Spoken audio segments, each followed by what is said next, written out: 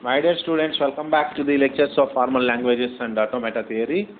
We are going to discuss another example for conversion of PDA, conversion of CFG into PDA. See, in the previous video lecture, we discussed example 1 for the conversion of CFG to PDA. So, I request all of you to remember two rules while converting from CFG to PDA. So please look at those two rules here, CFG to PDA. Rule 1 is delta of Q comma epsilon comma A equal to Q comma alpha. When the production is in the form of A derives alpha, then you have to convert that entire production into rule 1, Q comma epsilon comma A equal to Q comma alpha. Please remember, please identify what is A and what is alpha in the given production. Then substitute both A and alpha in this rule number 1, which is a PDA equation. Second rule is so after that, after converting each and every production which is in the form of A derives alpha into this following into the rule 1. Second, then we will go to the rule 2. Rule 2 is identify the terminals given in the grammar. Suppose if there are two terminals A comma B, first substitute the terminal A in the place of A here. Then the rule 2 will be same. So if the terminal is A, we will get the production as rule 2, delta of Q comma A equal to Q comma epsilon. Suppose if the terminal is B, how we will get the rule here? Delta of Q comma B equal to Q comma epsilon. This is how we are going to get the equation for rule 2 of PDA. Then we'll go to the example. We will see now to understand. So this grammar is convert the grammar S derives 0 S1 or A, and another start symbol is A derives 1A0 or S or epsilon. This is the given grammar. We need to convert this grammar to the PDA, and we will start here with the starting production S derives 0 S1 or starting production 0 S1, and we are going to take the production in the form of we need to assume that the production is in the form of A derives alpha. So when we take the production in the form of A derives alpha, we need to convert that production into Q comma epsilon comma A equal to Q comma alpha. Here A is yes, alpha is 0 S1, so we have substituted A and S in the rule 1. That's why we have got equation 1.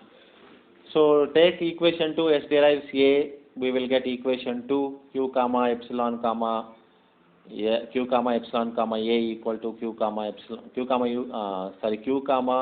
epsilon comma, please read out the rule 1. Q comma epsilon comma A equal to Q comma alpha. This is rule 1. Okay, please remember this rule for converting the given grammar into the equation. In the similar way we have converted the equations. Q comma epsilon comma S and Q comma epsilon comma S equal to Q comma A. This is how we have got the equations. So we have converted all the equations like this, either S derives 0 S1 or S derives A derives 1A0, A derives S, A derives epsilon. So like that, each and every production given here, we need to convert each and every production into the form of rule 1. After converting each and every production into rule 1, then we will go for identifying the terminals in the given grammar. Suppose in the given grammar, if the terminals are 0 and 1, what we will do, we will apply rule 2 for converting them. So what is there in the rule 2? Please observe here what is there in the rule 2. In rule 2, delta of Q comma A equal to Q comma epsilon we are having. So here what are the terminals we are given with? The terminal is 0, one terminal is 0, another terminal is 1. If suppose first terminal is 0, consider we are going to substitute terminal 0. What we will get? Q comma 0 we will get equal to Q comma epsilon. Simple.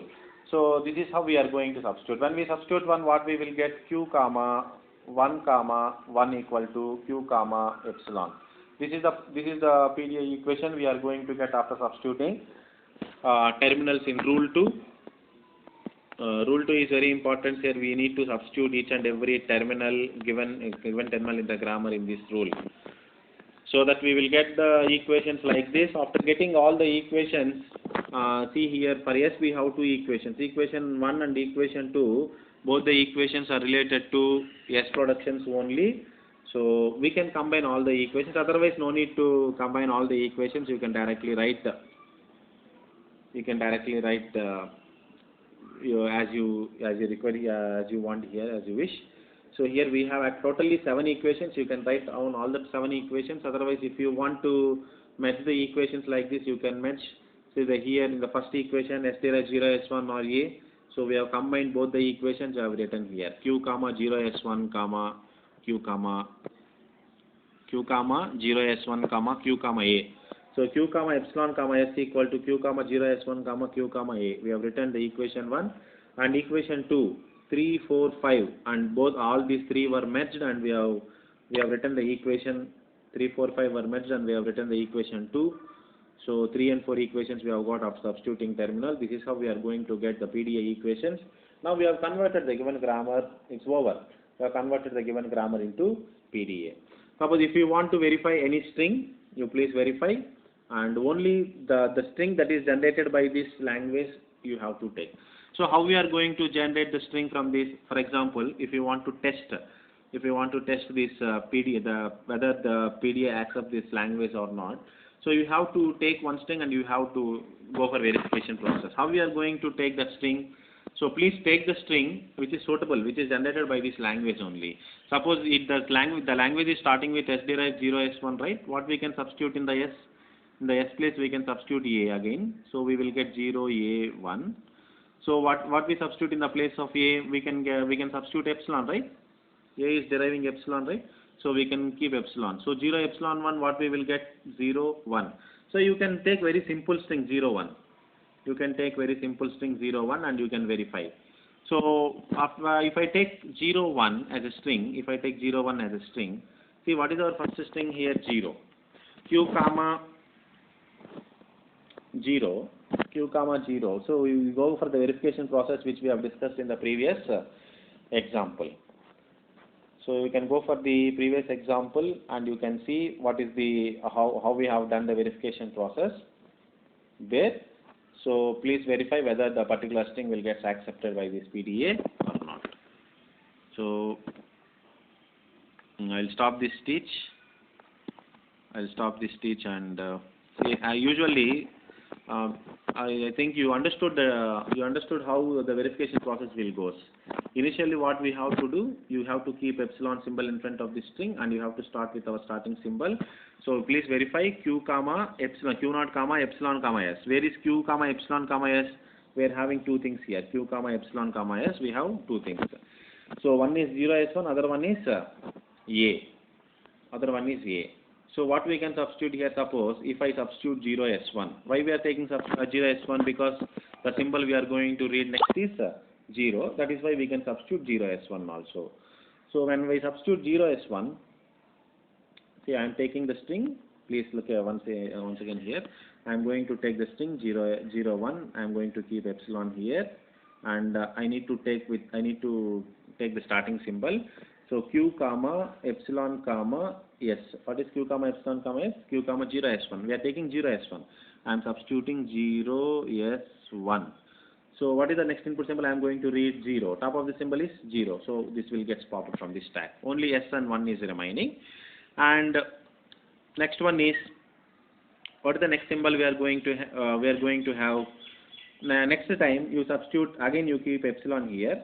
Q comma epsilon comma 1, and the remaining string is S1 here. So you see Q comma epsilon comma S, what is here? What is Q comma epsilon comma S? We can substitute Q comma A. So you can substitute A here, Q comma epsilon comma S, A.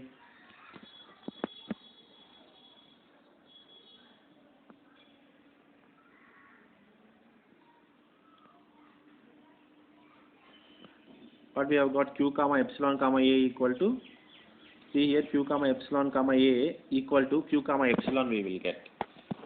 So finally, if nothing is there in the stack, if empty string is completed, If empty string is completed, q comma epsilon comma a equal to q comma epsilon. If empty string is there, then we can say that the PDI is accepted by the given language. So you please go for the verification process, and if you have any doubts, we will see in the next video lecture.